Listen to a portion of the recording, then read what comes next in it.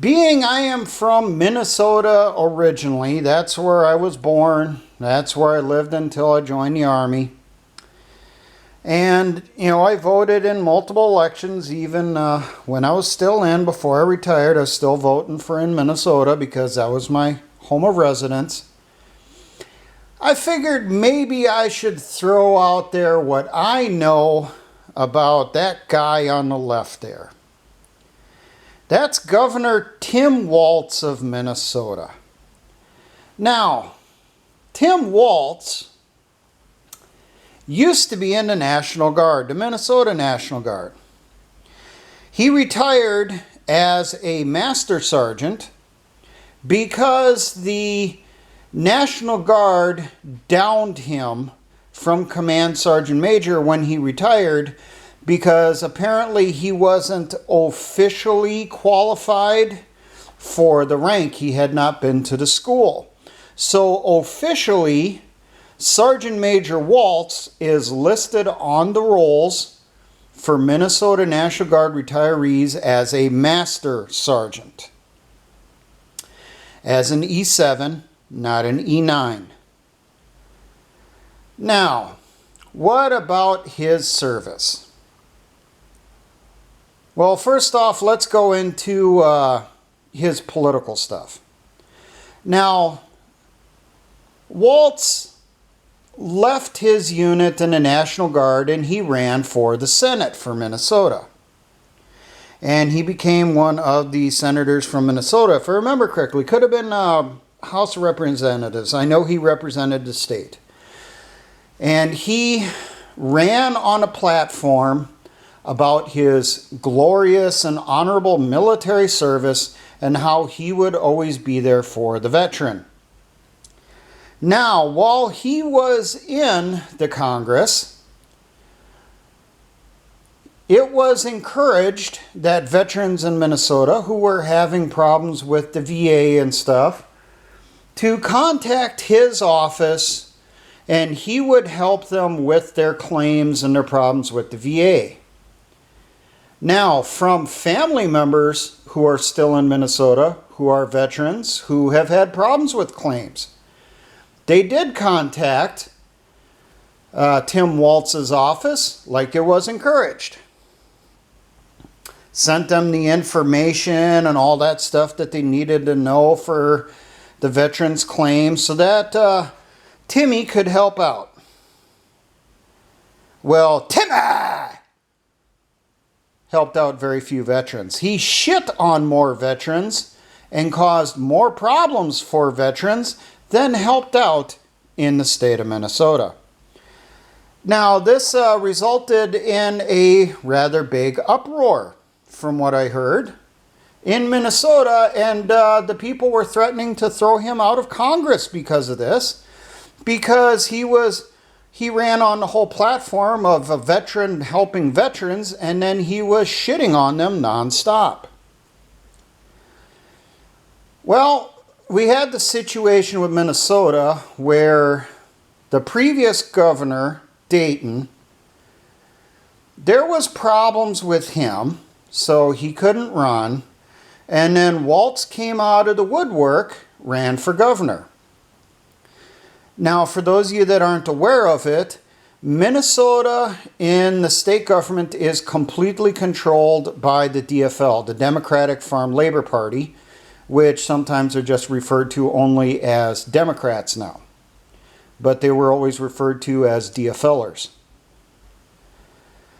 Well, the DFL controls all of Minnesota politics. They control the Republican Party. They control everything from the local election office through to governorship. So there was no question that Waltz would win. And when he won, there was a little bit of a scandal, shall we say, on questionable votes to get him in office. People were pointing out that there was huge questions on the reported vote counts and votes reported for him, and Minnesota being Minnesota, the media completely covered it up. The state elections office, which is an arm of the DFL party, suppressed any objections to the election, especially for Waltz. So Waltz waltzed his way right into the governor's office. So then we come up to 2020. 2020, we get COVID, and he clamps down Minnesota butt fucking hard. Hard enough that I was told some of my relatives were having to carry letters with them in their vehicles stating that they were essential workers so that they could be outside their homes and go to their jobs. He was clamping down hard. I had also heard that the police was out in force, and I mean in force, during COVID and questioning people why they were on the roads. Interesting. But that's the way it was. Every draconian measure that was come up with in New York or California or anywhere else, Waltz would say, "Hold my beer," and he would try to make it even stiffer for Minnesotans. It was not a good time for my relatives living in Minnesota. Then we get to the summer of love. You had George Floyd happen in Minneapolis, an area that people in Minnesota refer to as Little Mogadishu, not because of the Somali immigrants, but because it's a war zone. It literally looks like Mogadishu with street fights and street wars going on, and this is even before George Floyd. Now, during the riots of George Floyd, Governor Waltz called out the National Guard. Did he deploy the National Guard to the streets to stop the rioters? Oh, no. Governor Waltz called out the National Guard, had them pulling guard around the governor's mansion and the state capitol. Reportedly, the National Guardsmen that were MPs, is what I was told from relatives that are still in the Guard, they deployed MPs around the state capitol. And the MPs around the state capitol were not issued ammunition and had also been told leave their bolt carriers at the armory, just deploy with the rifle and an empty magazine, because they were there for a show of force, and the governor didn't want to run the risk that, they might actually have to defend themselves against rioters who were looting, burning, and murdering people just a few miles away in South Minneapolis. Now remember, the state capital is in St. Paul. St. Paul and Minneapolis are sister cities. They are literally right next to each other. They grow into each other. In Minnesota, they refer to it as the Twin Cities because you can't tell there's a difference. They're essentially one giant city. So here you have a token force is put around the state capitol, essentially unarmed, no way to defend themselves. I don't know if the National Guard deployed to the governor's mansion had ammunition, but considering old Timmy, I wouldn't doubt that they were the only ones who did. And for those of you that aren't aware of it, old Timmy kind of just let the riots kind of peter out on their own. And from what I've heard from relatives in Minnesota, the south side of Minneapolis essentially is kind of divided off into zones now, where you have different gangs, different groups control different areas, and you're really not allowed to go from one area to the next. They literally have traffic control points run by gang members, and the police aren't allowed to do anything about it. Now, I also found out that Tim Waltz there made Minnesota a sanctuary state. And not just a sanctuary state for illegals, he made it a sanctuary state for parents wanting to transition their young children. And when I mean young, I mean we're talking kindergartners here. kindergartners who decide that, hey, I want to be a boy and I'm a girl. So in Minnesota, under Tim Walz, that is considered normal, and the parents are supposed to follow through on the transition surgery on their kindergartner. Tim Waltz is, the best way to describe it from talking with relatives, he is a yes man. He is not a decision maker. He is given an order from someone else, whether it's the DFL party of Minnesota tells him what to do, or someone in the federal government, or the powers behind government, those shadowy organizations that control both parties. He gets the order, he says yes sir, and he implements it without question. Now, some people are probably going to say that's because of his military service. Let's talk about his military service. Now, he was in the National Guard. He was field artillery. He retired from the 1st Battalion of the 125th Field Artillery out of New Ulm, Minnesota.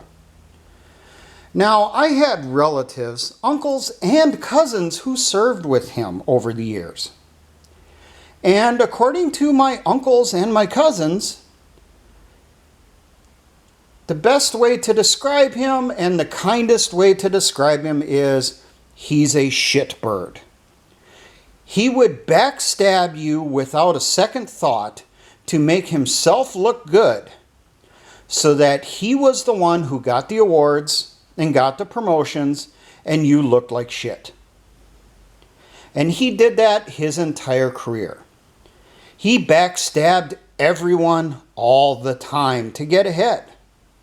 He was not a trustworthy person. But because he knew how to fill out the paperwork correctly for those promotions, he got those promotions, by golly.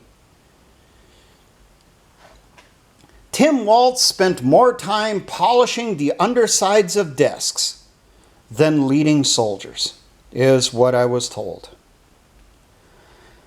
Now, around 2005, I think it was, some of my cousins are in that battalion. They're getting ready to go over.